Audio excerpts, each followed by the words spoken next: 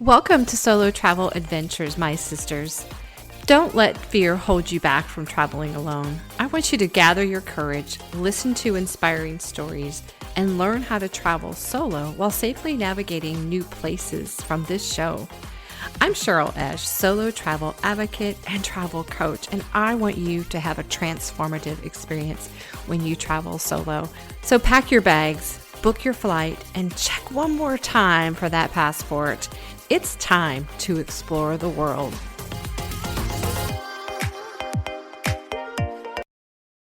Hello, sister travelers. Well, have you made your travel plans for 2023? Or are you hesitant because you're not sure where are the safest places for a solo female traveler?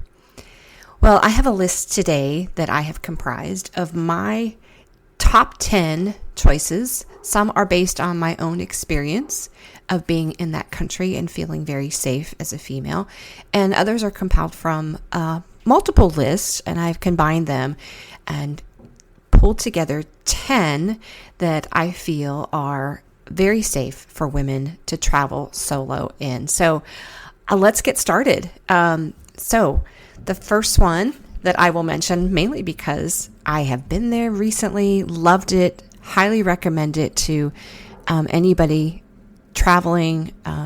It, of course, is Ireland. Loved the country.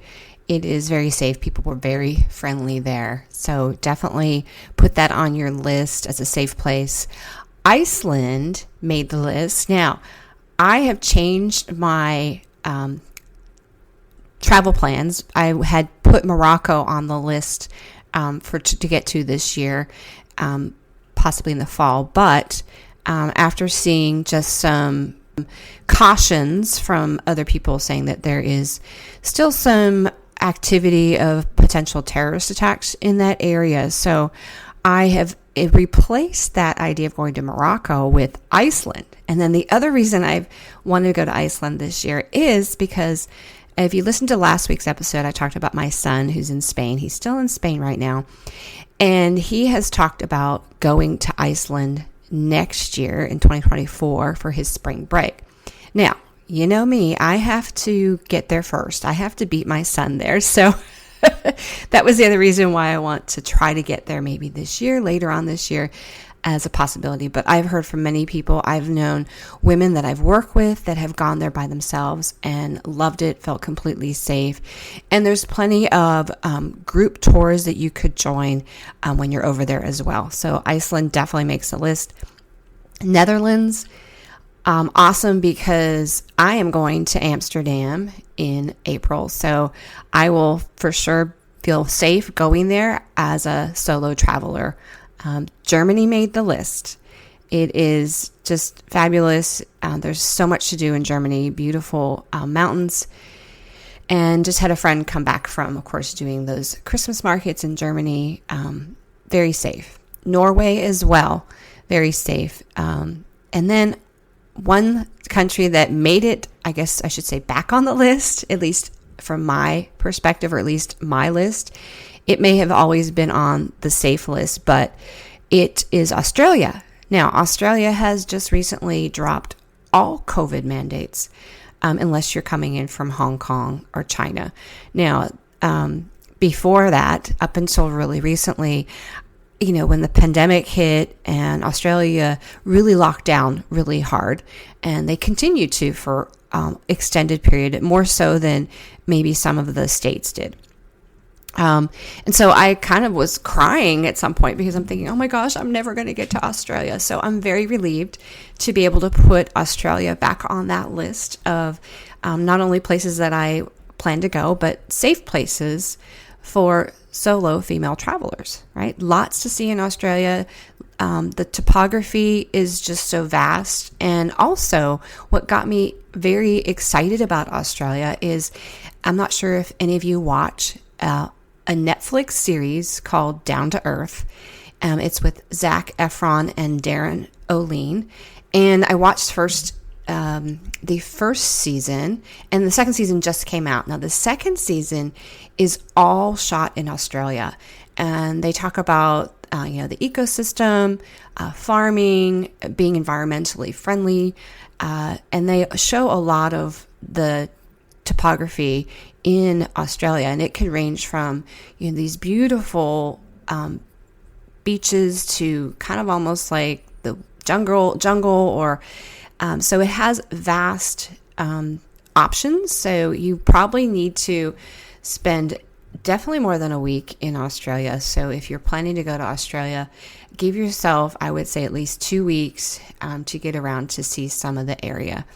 Another one that made the list was Switzerland, of course. Switzerland, I love. I've been there, and it definitely, I felt very safe in Switzerland. It's very clean in Switzerland as well. Austria, now I have also been there too, felt very safe there, is on that list. Denmark is on the list. And then another one that just kind of, for me, came back on the list. Again, just like Australia, it may have been safe all along, but getting into the country for the past few years has been difficult.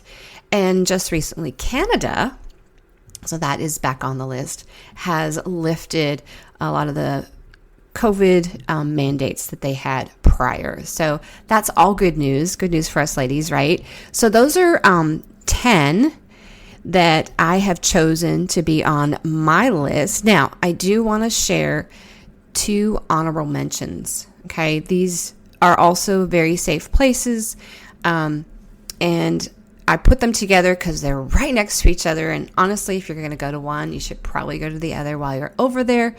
Is Spain and Portugal. Now, Spain is the second most visited destination in the world, and they actually so I've gathered a lot of my intel from several sources, and MSN was one. I've had some travel blogs I've looked at.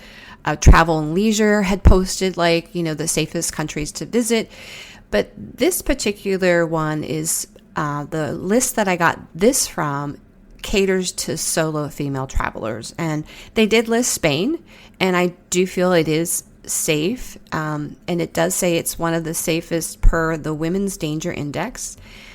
It ranks high in street safety, along with has a low legal discrimination and low violence rating against women. Okay, so in Portugal, as many of you probably know, has become a hot spot for expats, and that's people that are citizens of another country that are moving to Portugal to live. So there's a lot of people in Portugal that are from other countries. And so Portugal is also sort of on that list. I call it the honorable mention. And so that's one place that you could consider as well. Maybe make your list a little longer. Portugal has magnificent scenery. It has a good track record for women's rights and culture. And so as we know, there are countries out there that are not kind to women. And so those would be ones that we would want to try to avoid.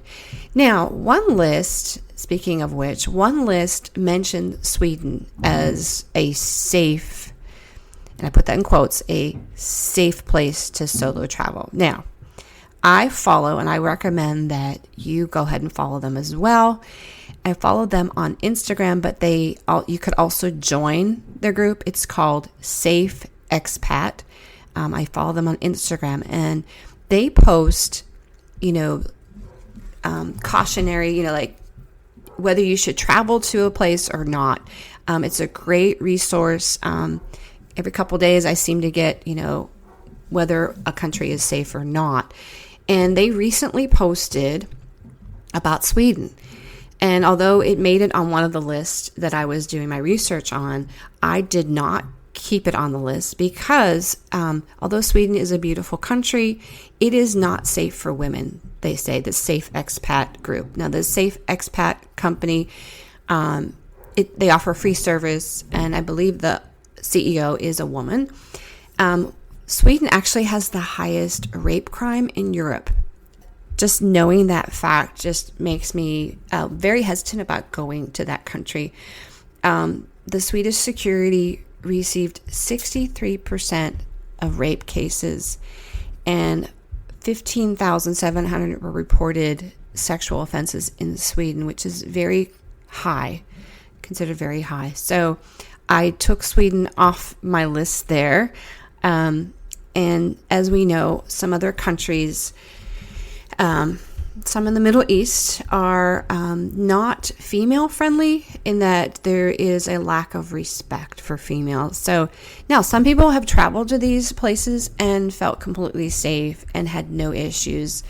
So that is up to your discretion, but none of those actually made it on my list, just because even though I may be brave and feel like, oh, I could go to these countries, I know that there's many women that they're taking those first steps to solo travel. And so they want to be safe as they start to build their confidence in feeling comfortable in doing solo travel.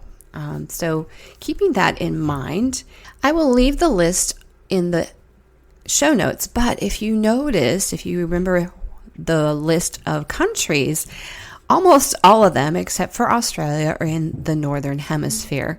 And many of them are, of course, kind of have that colder, weather. They're definitely in the Northern Hemisphere, maybe even thinking kind of like Scandinavian countries. Some of them, of course, are in the European nation.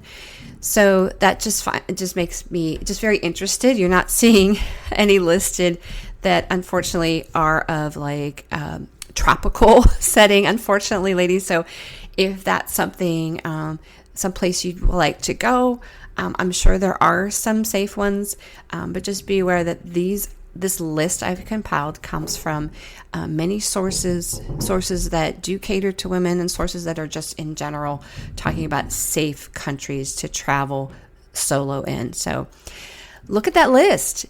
Are any of your bucket list places on that list? Well, then now is the time to go ahead and make that commitment, to go ahead and make those arrangements this year to get to that country. Now, I also will have a disclaimer here. This is January of 2023.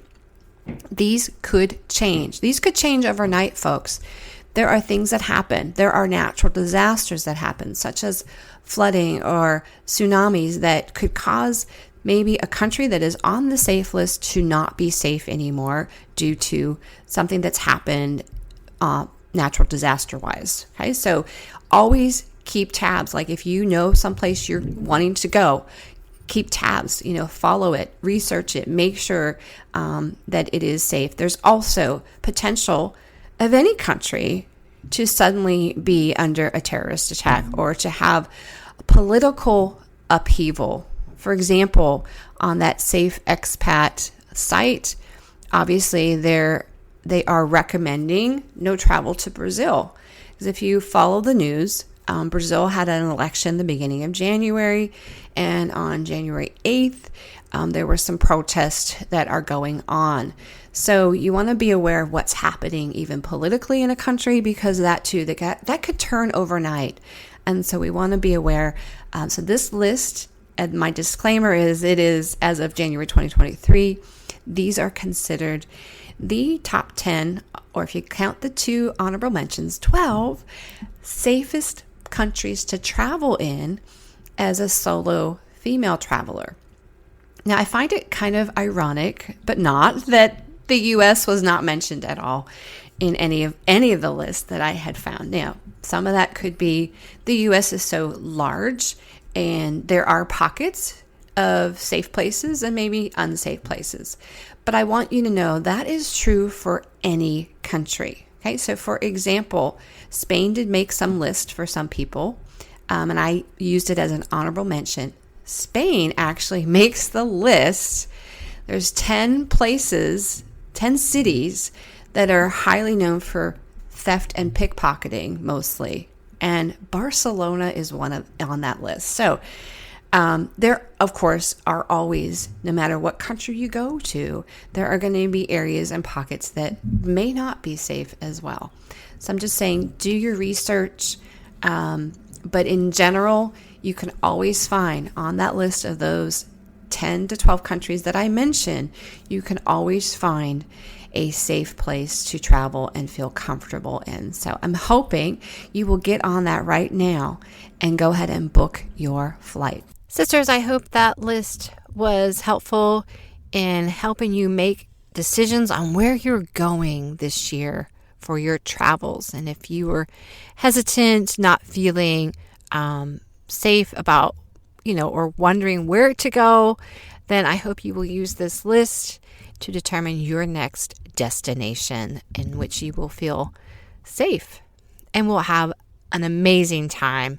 As I always say, sisters, be fearless, take that leap, and let's go on that adventure. Hey, sister travelers, did this podcast inspire and encourage you or move you to get out there and travel? Wonderful. There are 3 ways you can thank me. First one is leave a written review for the show on Apple Podcast. 2, share the show with your sister travelers, your friends, your family.